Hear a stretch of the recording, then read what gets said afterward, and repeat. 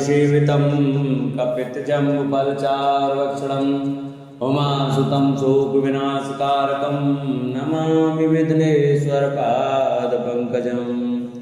गुरुर्ब्रह्मा गुरुर्विष्णु गुरुर्देवो महेश्वराय गुरुर्साक्षात् परब्रह्म तस्मै श्रीगुरुवे नमः। अखण्डमण्डलाकारं व्याप्तं येन चराचरं तत्पदं दर्शितं येन तस्मै श्रीगुरुवे नमः। बोलो सत्यनारायण भगवान की जय। नमस्कार दोस्तों, स्वागत है आपका मेरे YouTube चैनल आर के भक्ति में। दोस्तों, मैं आज आपको पूर्णिमा के दिन सत्यनारायण भगवान की व्रत कथा सुनाऊंगा। कृपया से ध्यानपूर्वक सुने। जो भक्त हमारे चैनल पर नए आए हैं वो हमारे चैनल को सब्सक्राइब करें, वीडियो को लाइक करें और कमेंट में ओम नमो भगवते वासुदेवाय लिखना न भूलें। बोलो सत्यनारायण भगवान की जय।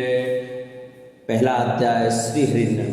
व्यासी ने कहा, एक समय शौनकादिक सभी मुनिगण नैमिषारण्य में एकत्रित हुए और उन्होंने कलयुग में लोगों के हित के लिए वेदों व पुराणों के ज्ञाता श्री सूत जी से पूछा, हे सूत जी, हे वेद वेदांत के ज्ञाता, इस कलयुग में वह कौन सा व्रत तप है जिसके करने से मनवांछित फल मिलता है? हे महामुने, कृपया करके हमें कलयुग में पापों से छुटकारे तथा धन दान देने वाले कोई उपाय बताइए। हम सब ऋषि मुनि आपके श्रीमुख से वह उपाय सुनना चाहते हैं। श्री सूत जी बोले, हे मुनि श्रेष्ठो, तुम धन्य हो जिसने प्राणियों के हित के लिए ऐसा उत्तम प्रश्न किया है। एक बार ऐसा ही प्रश्न नारद जी ने भगवान कमलापति से किया था, वही मैं आपको सुनाता हूँ। एक बार नारद जी भ्रमण करते करते पृथ्वी लोक में जा पहुंचे। उनका यह भ्रमण तीनों लोकों के प्राणियों के परोपकार की भावना को लेकर था। पृथ्वी लोक में जाकर उन्होंने देखा कि वहां लोग तरह तरह के कष्ट भोग रहे हैं। वे बार बार मृत्यु को प्राप्त होते हैं और हर बार विभिन्न योनियों में जन्म लेकर अपने कर्मों पापों का फल भोगते हैं। उन सभी दुखी प्राणियों को देखकर नारद सोचने लगे कि इनका कष्ट किस प्रकार दूर हो, किस प्रकार इन्हें इन दुखों से मुक्ति मिले। यही सब सोचते सोचते वे विष्णु लोक में आ गए। वहाँ चार भुजा भगवान विष्णु शेष सैया पर विराजे हुए थे। वे शंख चक्र गदा व कमल अपने हाथों में धारण किए हुए थे। गले में वनमाला पड़ी थी। नारद जी ने मुक्त भाव से उन्हें देखा, फिर बोले, हे श्री हरि, मन और वाणी से परे है अनंत शक्तिधारी, मैं आपको प्रणाम करता हूँ। हे प्रभु, आपका न आदि है, न मध्य और न अंत है, आप इससे सर्वथा मुक्त हैं। हे सर्वात्मा के आदिकरण, मैं आपको नमस्कार करता हूँ। नारद जी की स्तुति सुनकर भगवान विष्णु ने मुस्कुराकर पूछा, हे नारद, तुम्हारे मन में अवश्य कोई ऐसी बात है जिसके कारण तुम यहाँ आए हो। तुम्हारे मन में क्या बात है, मुझे सब कुछ बताओ।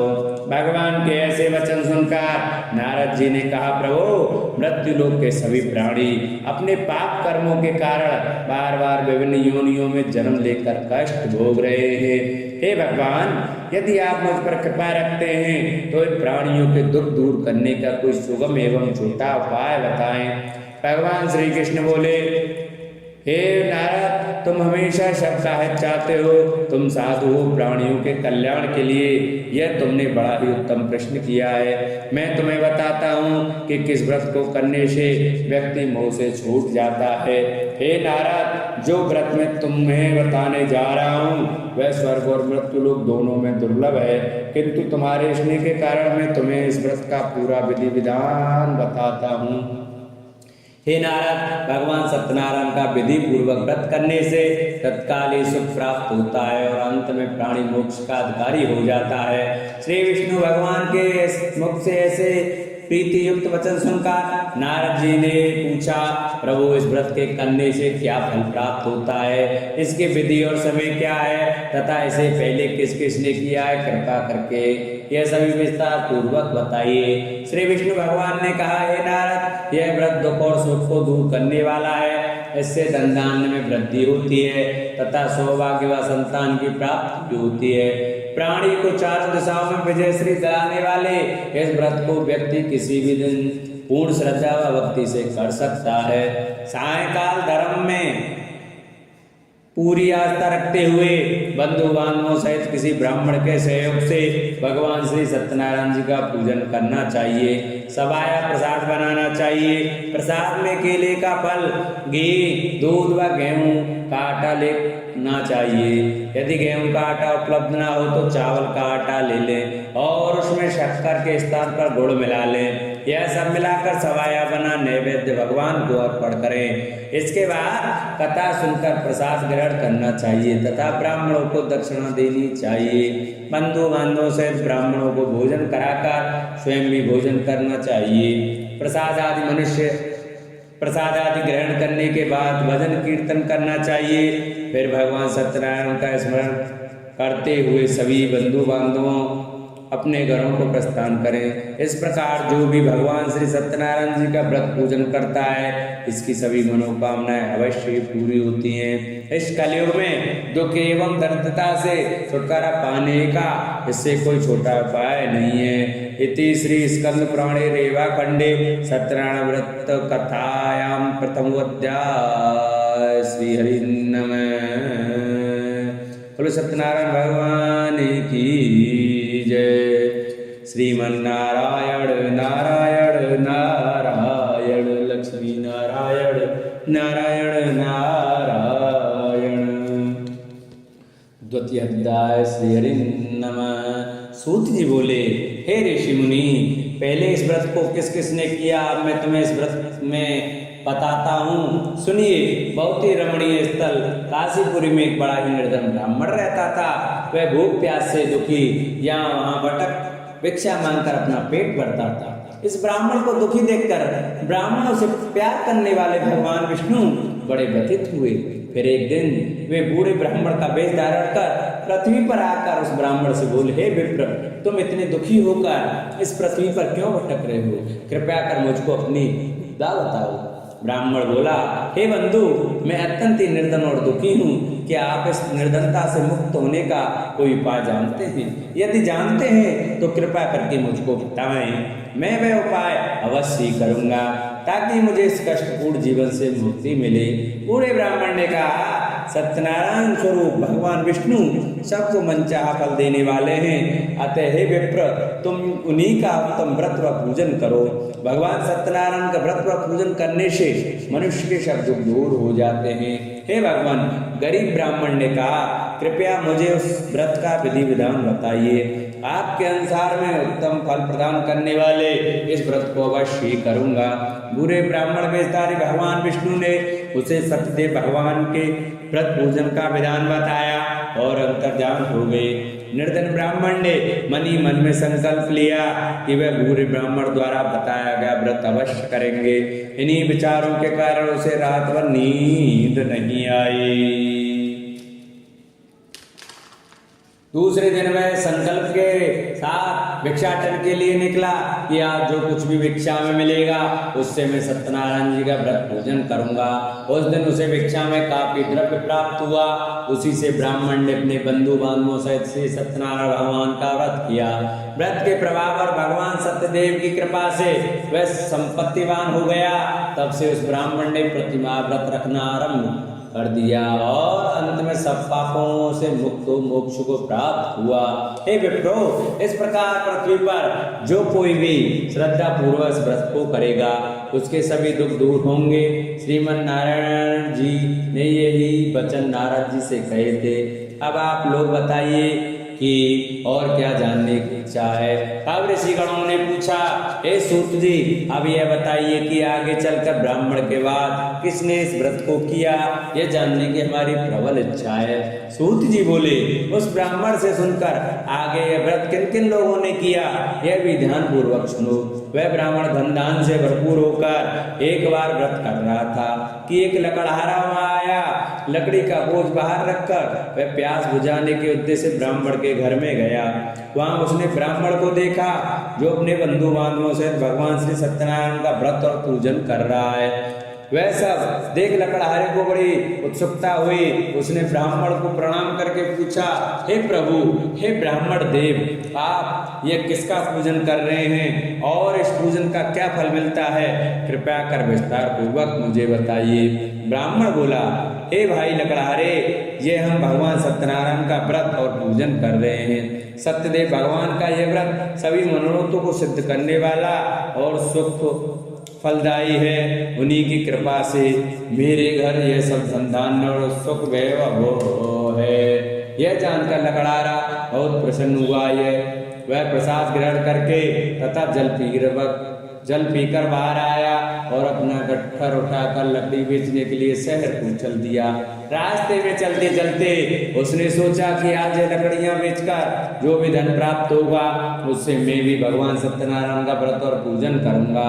यह संकल्प कर वह उस बस्ती की ओर चल दिया जहाँ नगर के अमीर लोग रहते थे। भगवान सत्यनारायण की ऐसी कृपा हुई कि उस दिन उसे लकड़ियों के दुगने दाम प्राप्त हुए। लकड़हारे ने प्रसन्न होकर पके केले, शक्कर, घी, दूध और गेहूं का आटा सवाया बनवाकर खरीद लिया और अपने घर को चल पड़ा। लकड़हारे ने अपने भाई बंधुओं सहित विधि पूर्वक भगवान का पूजन व्रत किया। व्रत के प्रभाव से वह पुत्रवान और धनवान बन गया। फिर इस लोक में चिरकाल तक सुख भोग कर अंत में भगवान सत्यनारायण की कृपा से उनके लोक को चला गया। श्री स्कंद पुराण रेवा खंडे श्री सत्यनारायण व्रत कथा 2य अध्याय पूर्ण हुआ। बोलो सत्यनारायण भगवान की जय। श्रीमन नारायण नारायण नारायण, लक्ष्मी नारायण नारायण नारायण। 3य अध्याय।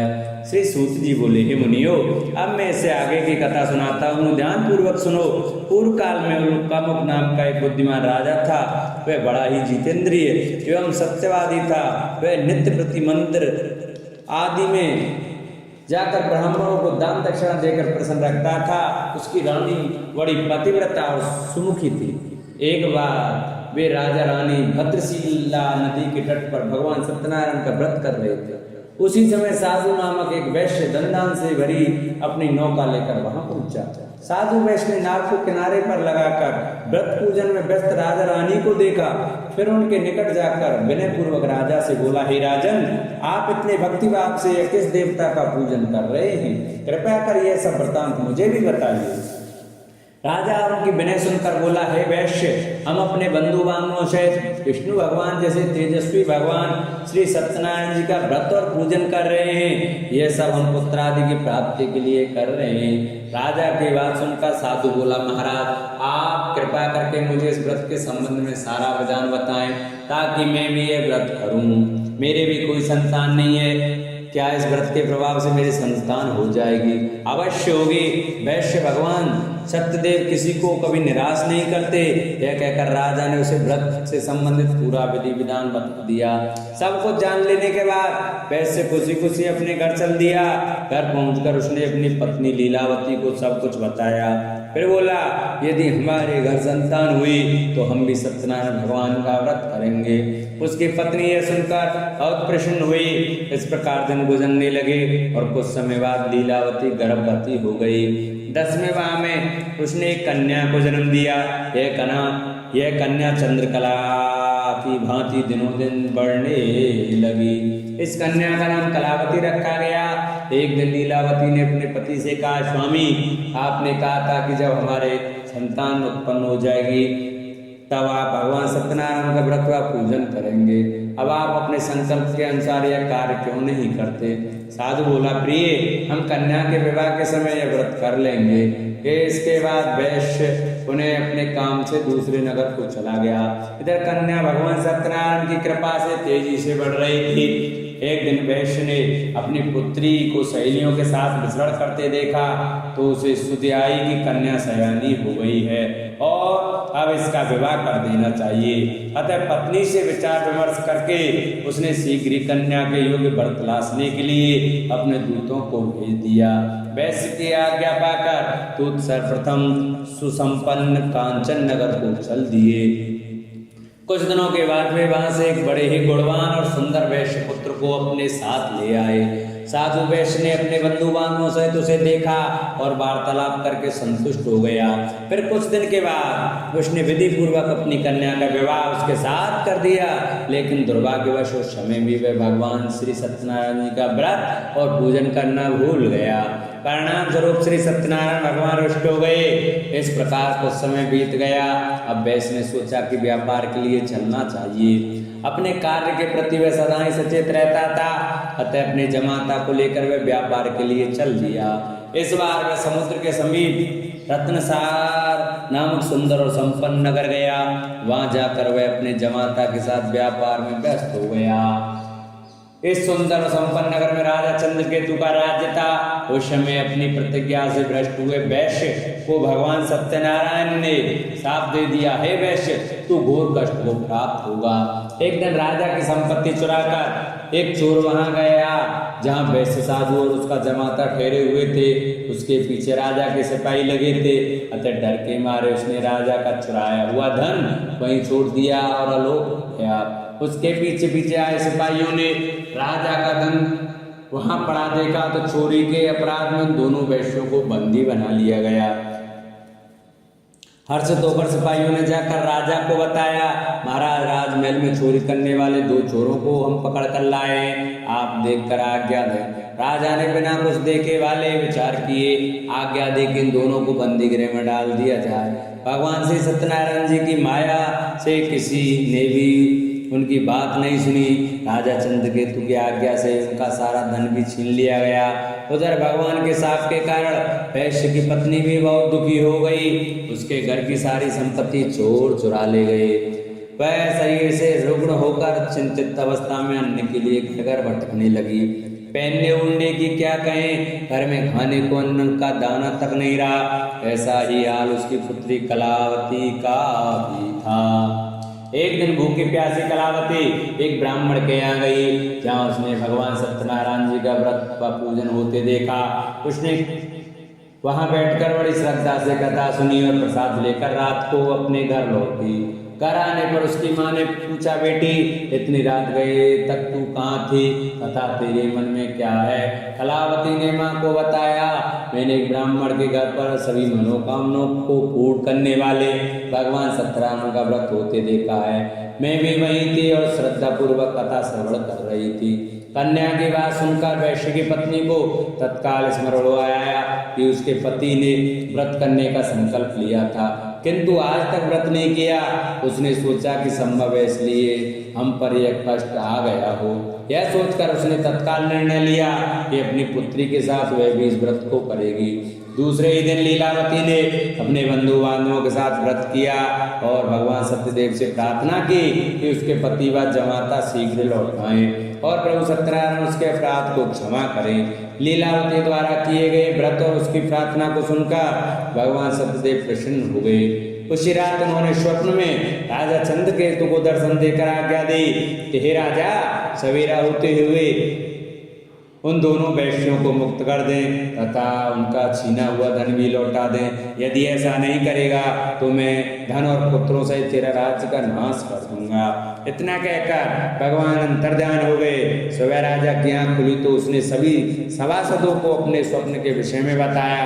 फिर आदेश दिया कि चोरी के अपराध में बंदी उन वैश्यों को तत्काल छोड़ दिया जाए और हमारे समक्ष लाया जाए। सिपाही आदर से उन दोनों को राजा के समक्ष ले आए। दोनों ने नम्रता से राजा को नमस्कार किया। वे डर रहे थे कि राजा न जाने अब क्या आज्ञा दे दें, लेकिन उन्हें देखकर बड़े ही आदर भाव से राजा ने कहा, भगवान ने आपको कष्ट दिया है, किंतु अब डरने की कोई बात नहीं। यह कहकर राजा ने बेड़ियां कटवाकर उनकी हजामत वगैरह बनवाई और गहने वस्त्रों से उन्हें अलंकृत कर उनकी प्रशंसा की। उनका जो धन छीना था उससे दुगना धन देकर उन्हें विदा किया। दोनों ने राजा को प्रणाम किया तथा धन लेकर खुशी खुशी अपने घर को चल दिए। इतनी श्री स्कंद पुराणे श्री रेवा खंडे श्री सत्यनारायण व्रत का 3य अध्याय पूर्ण हुआ। बोलो सत्यनारायण भगवान की जय। श्रीमन्नारायण नारायण नारायण लक्ष्मी नारायण नारायण नारायण। 4th अध्याय। श्री सूत जी बोले, इस प्रकार साधु नमक वैश्य मंगल स्मरण करके और ब्राह्मणों को दक्षिणा आदि देकर अपने घर चल दिया। अभी वह कुछ ही दूर चला था कि भगवान सत्यनारायण ने साधु वैश्य की मनोवृत्ति जानने के उद्देश्य से डंडी का वेश धारण कर उससे पूछा कि हे वैश्य, तेरी नाम में क्या है? धन के मद में चूर वैश्य ने कहा, हे दंडी स्वामी, क्या तुम्हें मुद्रा चाहिए? मेरी नाम में तो बेलपत्र भरे हैं। वैश्य के ऐसे निष्ठुर वचन सुनकर दंडी वेशधारी भगवान सत्यनारायण का, हे वैश्य, तुम्हारा कहना सत्य हो। इतना कह दंडी वैश्य के पास से हटकर कुछ दूर समुद्र के किनारे जाकर बैठ गए। दंडी के जाने के बाद साधु ने महसूस किया कि नाव काफी हल्की हो गई है और कुछ फूली हुई लग रही है। वह बहुत चकित हुआ और कपड़ा हटाकर देखा, धन के स्थान पर बेलपत्र देखकर उसे मूर्छा आ गई। उसके जमाता ने उसे संभाला और जल आदि छिड़क कर होश में लाया। होश में आने पर वह अपने धन के लिए विलाप करने लगा। तब उनके दामाद ने कहा, इस प्रकार शोक क्या करते हैं? यह सब दंडी स्वामी का शाप है। वह दंडी सर्व समर्थ हैं, इसमें संशय नहीं है। उनकी शरण में चलिए, वहां जाने पर ही मनोवांछित फल मिलेगा। दामाद का कहना मानकर वैश्य दंडी स्वामी की शरण में गया और प्रणाम कर आदर पूर्वक बोला, हे प्रभु, मैंने जो कुछ भी आपसे कहा था उसके लिए मुझे क्षमा करते हैं। ऐसा कहते समय वह महाशोक से व्याकुल हो उठा। वैश्य को रोते देखकर दंडी स्वामी ने कहा, रो मत, सुनो साधु, तुम मेरी पूजा से विमुख हुए हो। हे कुबुद्धि, इसलिए मेरी आज्ञा से ही तू बार बार दुख भोग रहा है। अब वैश्य को सारी बात समझ में आ गई। वह विनती करते हुए बोला, हे प्रभु, आपकी माया को तो ब्रह्मादि नहीं समझ सके, फिर मैं भला आपकी लीला कैसे समझ सकता हूँ? ब्रह्मादि भी आपकी अद्भुत रूप से स्वगुणों को नहीं जानते।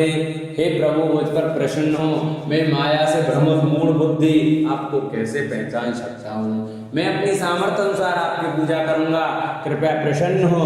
हे प्रभु, मेरा धन जैसा पहले था वैसा ही कर दें। मैं आपकी शरण में हूँ, मेरी रक्षा करें।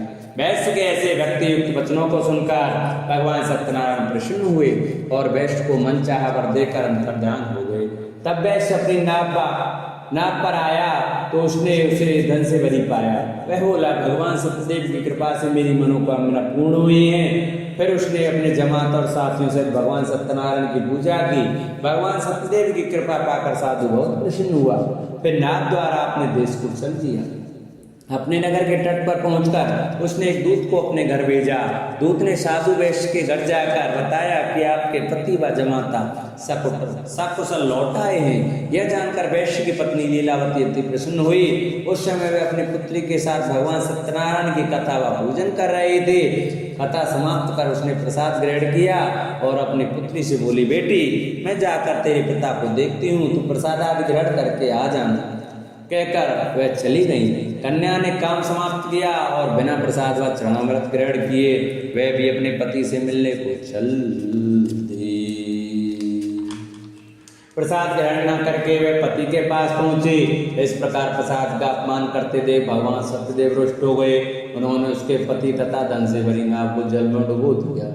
यह देखकर कन्या को बड़ा दुख हुआ और वह चक्कर खाकर भूमि पर गिर पड़ी। नाव को डूबते तथा कन्या को मूर्छित देखकर साधु को बड़ा आश्चर्य हुआ। मलावी अचरज करने लगे। लीलावती बेटी ये ऐसी हालत देखकर बड़ी व्याकुल हुई और अपने पति से बोली, हे स्वामी, नाथ सहित जमाता कहाँ और कैसे गायब हो गए? मुझे तो लगता है कि यह अवश्य किसी देवता का कोप है। आखिर भगवान सत्यनारायण की लीला को कौन समझ सका है? यह कहकर वह पुत्री के साथ विलाप करने लगी। उसकी पुत्री ने कहा कि वह भी अपने पति के वियोग में ही जल समाधि ले लेगी। यह देखकर वैश्य बहुत दुखी हुआ। उसे समझते देखने लगी कि यह सब भगवान सत्यदेव के कुपित होने के कारण ही हुआ है। पुत्री या पत्नी से अवश्य कोई भूल हुई है। आखिर उनकी माया को कौन समझ सकता है? मैं स्वयं उनकी माया से मोहित हूँ। उसने उन्हें अपने पास बुलाकर अपनी शंका व्यक्त की और बोला, मैं विधि विधान से भगवान सत्यनारायण का पूजन करूंगा, वे मेरी पुत्री को क्षमा करें। इस बार क्षमा से भगवान से क्षमा याचना करने लगा तो भगवान सत्यदेव उस पर प्रसन्न हो गए। तभी भविष्यवाणी हुई, हे साधु, तेरी पुत्री मेरा प्रसाद छोड़कर अपने पति को देखने आई है। इसी कारण इसका पति नौका सहित अदृश्य हो गया है। यदि यह घर जाकर प्रसाद ग्रहण करके आए तो इसका पति से अवश्य मिल जाएगा, इसमें कोई संशय नहीं है। वैश्य की पुत्री ने भी यह भविष्यवाणी सुनी। वह तत्काल घर गई और प्रसाद ग्रहण किया। जब कन्या लौट कर आई तो उसका पति सही सलामत वहां उपस्थित था। यह देखकर वह बहुत प्रसन्न हुई और पिता से बोली, हे पिताजी, अब घर को चलिए, अब क्या देर है। हे बेटी, हमें भगवान सत्यदेव का पूजन करना है कहकर साधु ने सबके साथ मिलकर भगवान सत्यनारायण की कथा व पूजन किया। फिर अपने बांधवों का जमाता सहित घर आ गया।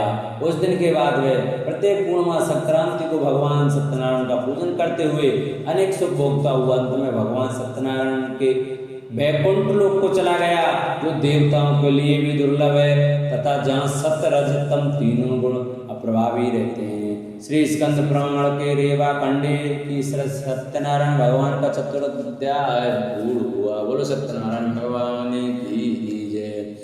श्रीमन्नारायण नारायण नारायण, लक्ष्मी नारायण नारायण नारायण। 5वां अध्याय। श्री सूत जी ने कहा, हे मुनिगणों सुनो, अब मैं तुम्हें इससे आगे की कथा सुनाता हूँ। तुंगज नामक एक राजा था जो अपनी प्रजा का संतान की भांति पालन करता था, किंतु भगवान सत्यनारायण का प्रसाद न लेने से उसे भी बहुत दुख उठाने पड़े। एक दिन राजा शिकार खेलने के लिए वन में गया, जहाँ उसने बहुत से जीवों का शिकार किया। वहीं एक बड़ वृक्ष के नीचे उसने कुछ ग्वालों को भगवान सत्यनारायण का पूजन करते देखा, किंतु गर्व के कारण न तो वह पूजन स्थल तक गया और न ही भगवान को प्रणाम किया। फिर भी गोप ग्वाले प्रसाद लेकर राजा के पास गए। प्रसाद को राजा के समीप रखकर वे पूजन स्थल को लौट गए। राजा ने प्रसाद की ओर देखा भी नहीं, जिसके कारण उसे बड़ा ही दुख भोगना पड़ा। उसके 100 पुत्र, धन धान्य व राज सभी कुछ नष्ट हो गए। अतः राजा वहीं पहुंचा जहाँ भगवान सत्यदेव का पूजन हो रहा था।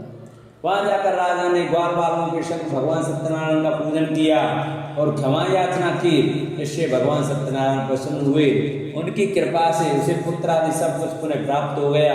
फिर इस जीवन में सुख भोग कर अंत में वह सत्यनारायण भगवान के लोक को चला गया। इस परम दुर्लभ सत्यनारायण व्रत को जो भी धारण करता है और इसकी फलदायी कथा को भक्ति पूर्वक सुनता है, उसे श्री सत्यनारायण की कृपा से भरपूर धन धान्य आदि प्राप्त होते हैं, दर्द धन पाते हैं, बंदी बंधनों से मुक्त हो जाते हैं, भयग्रस्त को भय मिट जाता है। यह निसंदेह सत्य है। इस कथा व व्रत के प्रभाव से व्यक्ति जीवन भर सुख भोग कर अंत में सतलोक को पाता है। हे विप्रो, यह मैंने सत्यनारायण व्रत की कथा कही। इसके प्रभाव से व्यक्ति सब बंधनों से मुक्त हो जाता है। यह व्रत पूजन कलयुग में विशेष फलदायी है। भगवान सत्यनारायण अलग अलग समय में अलग अलग रूप धारण करके अपने भक्तों को सुख पहुंचाते हैं। कोई उन्हें काल कहता है, कोई ईश्वर कहता है, कोई सत्यदेव तो कोई सत्यनारायण। अनेक रूप धारण कर भी वे मन चाहा फल देने वाले हैं। कलयुग में सत्यव्रत रूपी सनातन सत्यनारायण ही होंगे। सभी को मन चाहा फल देने के लिए भगवान विष्णु ने सत्यनारायण का रूप धर लिया है। हे मुनिगण, जो इस कथा का नित्य पाठ करेंगे अथवा सुनेंगे, श्री सत्यनारायण की कृपा से उनके समस्त पाप नष्ट हो जाएंगे। सूत जी बोले, हे मुनीश्वरों, जिन्होंने सत्यनारायण का व्रत पहले किया था उनके अगले जन्म की कथा सुनाता हूँ, सुनो। महान बुद्धिमान शतानंद ब्राह्मण सुदामा हुआ और कृष्ण की आराधना कर मोक्ष को प्राप्त हुआ। लकड़ी बेचने वाला लकड़हारा भील गुहराज बना और श्री राम जी की सेवा कर मोक्ष का अधिकारी हुआ। राजा उल्कामुख महाराज दशरथ हुए और श्री रंगनाथ की पूजा कर वैकुंठवासी हुए। साधु नामक वैश्य सत्य व्रतधारी मोरध्वज राजा बना। वह आधा शरीर आरे से छीन कर दान देने के कारण मोक्ष को प्राप्त हुआ। राजा तुंगध्वज स्वयं मनु हुए। वे सभी को वैष्णव पथ पर लगा भागवत बना वैकुंठ हो गए। श्री स्कंद पुराण रेवा खंडे श्री सत्यनारायण भगवान का 5वां अध्याय पूर्वा। बोलो सत्यनारायण भगवान की जय। बोलो श्रीमन्नारायण नारायण नारायण, लक्ष्मी नारायण नारायण नारायण। बोलो सत्यनारायण भगवान की जय। सत्यनारायण भगवान की आरती। जय लक्ष्मी रमणा स्वामी, जय लक्ष्मी रमणा। सत्यनारायण स्वामी, सत्यनारायण स्वामी, जनपातक हरणा। ओम जय लक्ष्मी रमणा। रत्न जड़ित सिंहासन अद्भुत छविराजे, स्वामी अद्भुत छविराजे। नारद करत निराजन, नारद करत निराजन, घंटा ध्वनि बाजे। ओम जय लक्ष्मी रमणा। प्रकट भये कल कारण, तुझको दर्श दियो स्वामी तुझको दर्श दियो। बूढ़ो ब्राह्मण बनकर, बूढ़ो ब्राह्मण बनकर कंचन महल कियो। ओम जय लक्ष्मी रमणा। दुर्लभ मील कठारो, जिन पर कृपा करी स्वामी जिन पर कृपा करी। चंद्रचूर्ण एक राजा, चंद्रचूर्ण एक राजा, तिनकी विपत हरी। ओम जय लक्ष्मी रमणा।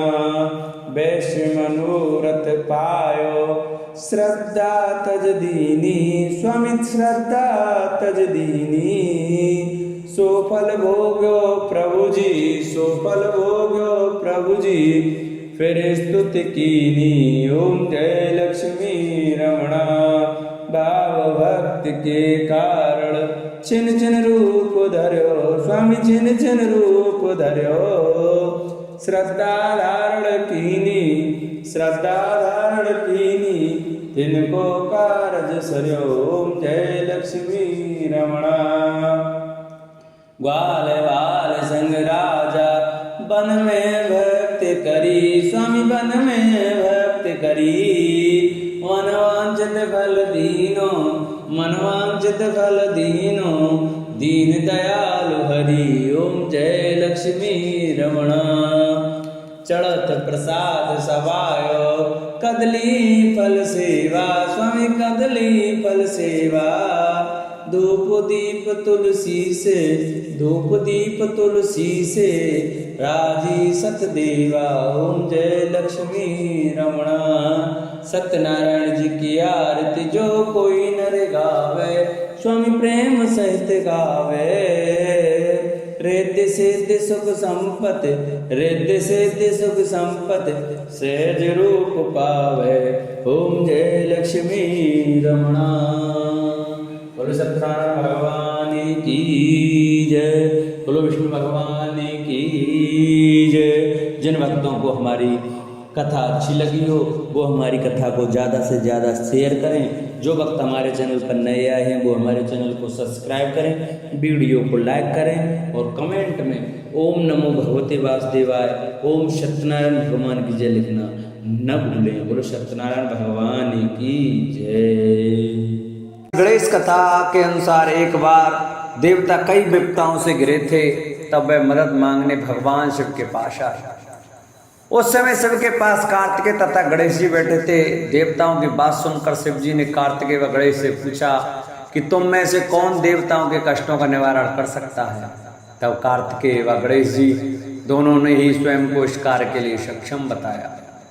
इस पर भगवान शिव ने दोनों की परीक्षा लेते हुए कहा कि तुम दोनों में से जो सबसे पहले पृथ्वी की परिक्रमा करके आएगा वही देवताओं की मदद करने जाएगा। भगवान शिव के मुख से यह वचन सुनते ही कार्तिकेय अपने बाण मोर पर बैठकर पृथ्वी की परिक्रमा के लिए निकल गए। परंतु गणेश जी सोच में पड़ गए कि वह चूहे के ऊपर चढ़कर सारी पृथ्वी की परिक्रमा करेंगे तो इस कार्य में उन्हें बहुत समय लग जाएगा। तभी उन्हें एक उपाय सूझा। गणेश अपने स्थान से उठे और अपने माता पिता के साथ बाहर परिक्रमा करके वापस बैठ गए। परिक्रमा करके लौटने पर कार्तिकेय स्वयं को विजेता बताने लगे। तब शिव जी ने श्री गणेश से पृथ्वी की परिक्रमा न करने का कारण पूछा। तब गणेश ने कहा, माता पिता के चरणों में ही समस्त लोक हैं। यह सुनकर भगवान शिव ने गणेश जी को देवताओं के संकट दूर करने की आज्ञा दी। इस प्रकार भगवान शिव ने गणेश जी को आशीर्वाद दिया कि चतुर्थी के दिन जो तुम्हारा पूजन करेगा और रात्रि में चंद्रमा को अर्घ देगा उसके तीनों ताप यानी दैहिक ताप, देविक ताप तथा भौतिक ताप दूर होंगे। इस व्रत को करने से व्रतधारी के सभी तरह के दुख दूर होंगे और उसे जीवन के भौतिक सुखों की प्राप्ति होगी। चारों तरफ से मनुष्य की सुख समृद्धि बढ़ेगी, पुत्र पौत्र आदि धन ऐश्वर्य की कमी नहीं रहेगी। एक समय की बात है, राजा हरिश्चंद्र के राज्य में एक कुमार था। वह मिट्टी के बर्तन बनाता लेकिन वे कच्चे रह जाते थे। एक पुजारी की सलाह पर उसने इस समस्या को दूर करने के लिए एक छोटे बालक को मिट्टी के बर्तनों के साथ आवा में डाल दिया। उस दिन संकष्टी चतुर्थी का दिन था। उस बच्चे की माँ अपने बेटे के लिए परेशान थी। उसने गणेश जी से बेटे की कुशलता की प्रार्थना की। दूसरे दिन जब कुमार ने सुबह उठकर देखा तो आमा में उसके बर्तन तो पक गए थे, लेकिन बच्चे का बाल बांका भी नहीं हुआ था। वह डर गया और राजा के दरबार में जाकर सारी घटना बताई। इसके बाद राजा ने उस बच्चे और उसकी माँ को बुलवाया तो माँ ने सभी तरह के विघ्न को दूर करने वाली संकष्टी चतुर्थी का वर्णन किया। इस घटना के बाद से महिलाएं संतान और परिवार के सौभाग्य के लिए संकट का व्रत करने लगी। एक समय की बात है कि विष्णु भगवान का विवाह लक्ष्मी जी के साथ निश्चित हो गया। विवाह की तैयारी होने लगी। सभी देवताओं को निमंत्रण भेजे गए, परंतु गणेश जी को निमंत्रण नहीं दिया। कारण जो भी रहा हो, अब भगवान विष्णु की बारात जाने का समय आ गया। सभी देवता अपनी पत्नियों के साथ विवाह समारोह में आए। उन सब ने देखा कि गणेश जी कहीं दिखाई नहीं दे रहे हैं। तब वे आपस में चर्चा करने लगे कि क्या गणेश जी को नहीं नौता या स्वयं गणेश जी ही नहीं आए हैं। सभी को इस बात पर आश्चर्य होने लगा। तभी सबने विचार किया कि विष्णु भगवान से ही इसका कारण पूछा जाए। विष्णु भगवान से पूछने पर उन्होंने कहा कि हमने गणेश जी के पिता भोलेनाथ महादेव को नौता भेजा है। यदि गणेश जी अपने पिता के साथ आना चाहते तो आ जाते, अलग से नौता देने की कोई आवश्यकता नहीं थी। दूसरी बात यह है कि उनको 1.25 मन मूंग, 1.25 मन चावल, 1.25 मन घी और 1.25 मन लड्डू का भोजन दिन भर में चाहिए। यदि गणेश जी नहीं आएंगे तो कोई बात नहीं, दूसरे के घर जाकर इतना सारा खाना पीना अच्छा भी नहीं लगता। इतनी वार्ता कर ही रहे थे कि किसी एक ने सुझाव दिया, यदि गणेश जी आ भी जाएं तो उनको द्वारपाल बनाकर बैठा देंगे कि आप घर की याद रखना। आप तो चूहे पर बैठकर धीरे धीरे चलोगे तो बारात से बहुत पीछे रह जाओगे। यह सुझाव भी सबको पसंद आ गया, तो विष्णु भगवान ने भी अपनी सहमति दे दी। होना क्या था कि इतने में गणेश जी वहां पहुंचे और उन्हें समझा बुझाकर घर की रखवाली करने बैठा दिया। बारात चल दी, तब नारद जी ने देखा कि गणेश जी तो दरवाजे पर ही बैठे हुए हैं। तो वे गणेश जी के पास गए और रुकने का कारण पूछा। गणेश जी कहने लगे कि विष्णु भगवान ने मेरा बहुत अपमान किया है। नारद जी ने कहा कि आप अपनी मूषक सेना को आगे भेज दें तो वह रास्ता खोद देगी, जिससे उनके बाण धरती में धंस जाएंगे। तब आपको सम्मान पूर्वक बुलाना पड़ेगा। अब तो गणेश जी ने अपनी मूषक सेना जल्दी से आगे भेज दी और सेना ने जमीन पोली कर दी। जब बारात वहां से निकली तो रथ के पहिए धरती में धंस गए। लाख कोशिश करें परंतु पहिए नहीं निकले। सभी ने अपने अपने उपाय किए परंतु पहिए तो नहीं निकले, बल्कि जगह जगह से टूट गए। किसी की समझ में नहीं आ रहा था कि अब क्या किया जाए। तब तो नारद जी ने कहा, आप लोगों ने गणेश जी का अपमान करके अच्छा नहीं किया। यदि उन्हें मना कर लाया जाए तो आपका कार्य सिद्ध हो सकता है और ये संकट टल सकता है।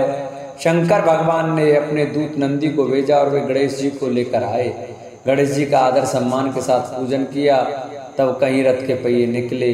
अब रथ के पहिए निकल तो गए परंतु वे टूट फूट गए, तो उन्हें सुधारे कौन। पास के खेत में खाती काम कर रहा था, उसे बुलाया गया। खाती अपना कार्य करने के पहले श्री गणेशाय नमः कहकर गणेश जी की वंदना मनी मन करने लगा। देखते ही देखते खाती ने सभी पहियों को ठीक कर दिया।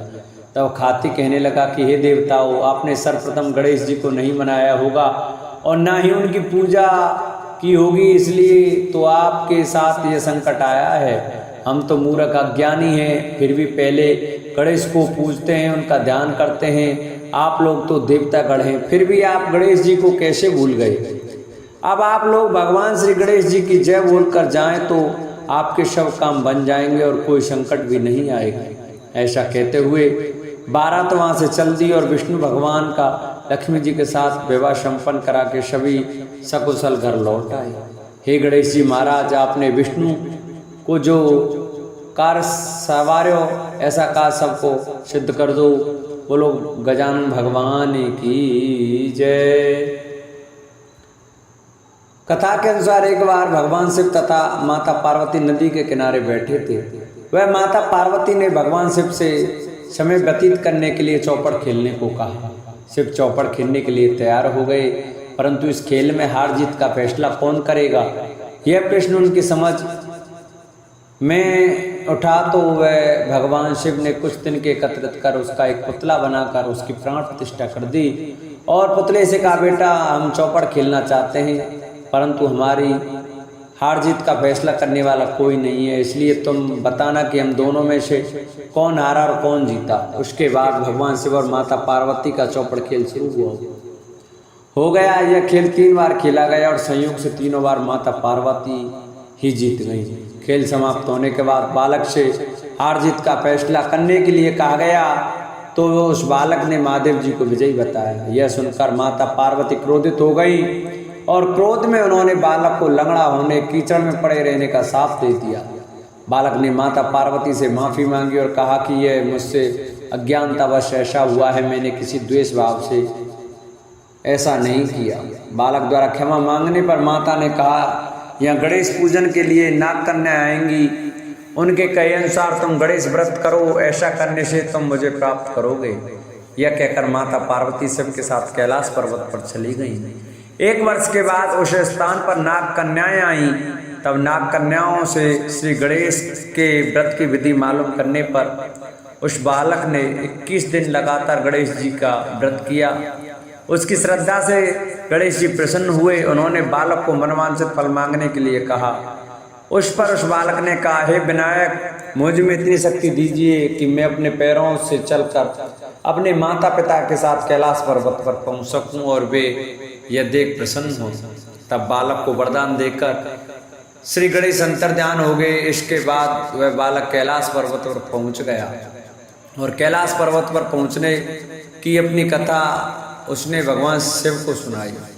चौपड़ वाले दिन से माता पार्वती शिव से विमुख हो गई थी, अतः देवी के रुष्ट होने पर भगवान शिव ने बालक के बताए अनुसार 21 दिनों तक श्री गणेश का व्रत किया। इस व्रत के प्रभाव से माता पार्वती के मन में भगवान शिव के लिए जो नाराजगी थी वह समाप्त हो गई। तब यह व्रत विधि भगवान शंकर ने माता पार्वती को बताई। यह सुनकर माता पार्वती के मन में भी अपने पुत्र कार्तिकेय से मिलने की इच्छा जागृत हुई। तब माता पार्वती ने भी 21 दिन तक श्री गणेश का व्रत किया तथा दूर्वा फूलों लड्डुओं से गणेश जी का पूजन अर्चन किया। व्रत के 21वें दिन कार्तिकेय स्वयं माता पार्वती से आ मिले। उस दिन से श्री गणेश चतुर्थी का यह व्रत समस्त मनोकामनाओं की पूर्ति करने वाला व्रत माना जाता है। इस व्रत को करने से मनुष्य के सारे कष्ट दूर होकर मनुष्य को समस्त सुख सुविधाएं प्राप्त होती हैं। बोलो गणेश भगवान की जय। जिन भक्तों को हमारी यह वीडियो अच्छी लगी हो, हमारी कथा अच्छी लगी हो, तो हमारी वीडियो को ज़्यादा से ज़्यादा शेयर करें, जिससे कि और भी भक्त हमारी कथा को सुन सकें और भगवान शंकर, माता पार्वती और गणेश जी के प्रति उनका प्रेम ज़्यादा से ज़्यादा बढ़े। तो जो भक्त हमारे चैनल पर नए आए हैं वो हमारे चैनल को सब्सक्राइब कर लें, वीडियो को लाइक करें और कमेंट में श्री गजाननाय लिखना न भूलें। बोलो गणेश भगवान की जय।